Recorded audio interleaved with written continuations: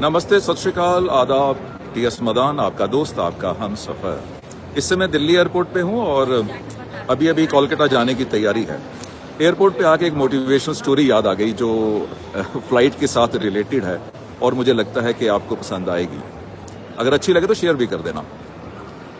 एक खूबसूरत लड़की, beautiful girl, pretty girl, flight लेने के लिए, बोर्ड करने के लिए फ्लाइट में पहुंचती है। जब अपनी सीट के नजदीक पहुंचती है तो वो देखती है कि जिस सीट पे उसने बैठना है, साथ वाली सीट पे एक ऐसा व्यक्ति बैठा है जिसका मुंह जला हुआ है, यानी जलने के निशान हैं।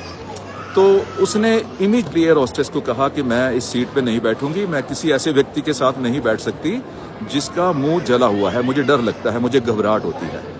एयर होस्टेस ने उसे रिक्वेस्ट की कि इस फ्लाइट में और कोई सीट नहीं अवेलेबल है, आपको प्लीज इसी सीट पे बैठना होगा। तो उसने हल्ला गुल्ला करना शुरू कर दिया। एयर होस्टेस इमीडिएटली केबिन में गई और कॉकपिट में गई और वहां जाके उसने कैप्टन से बात की, पायलट से बात की और 3-4 मिनट के बाद वापस आई और आके उस लड़की को कहा कि मैडम, एग्जीक्यूटिव क्लास में एक सीट खाली थी। हमारी एयरलाइन में पूरी हिस्ट्री में आज तक किसी भी इकोनॉमी क्लास के पैसेंजर को एग्जीक्यूटिव क्लास में फ्री नहीं भेजा गया। ये पहली बार आज हम कर रहे हैं, एक फ्री इकोनॉमी क्लास के पैसेंजर को एग्जीक्यूटिव क्लास में फ्री शिफ्ट कर रहे हैं।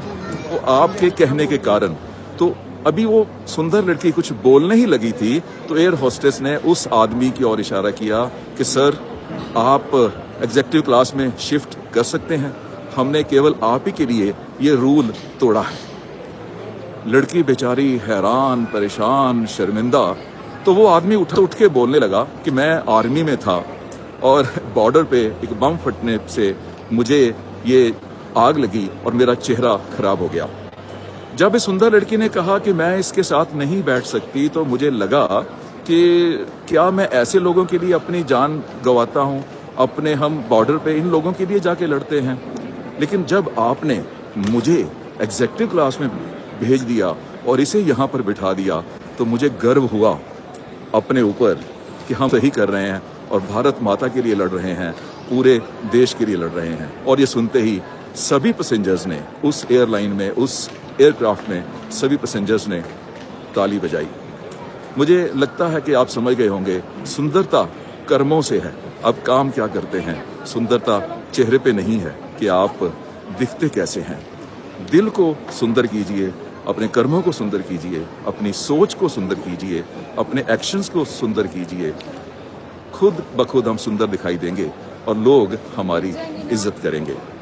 So all the best, keep learning, keep growing, best of luck.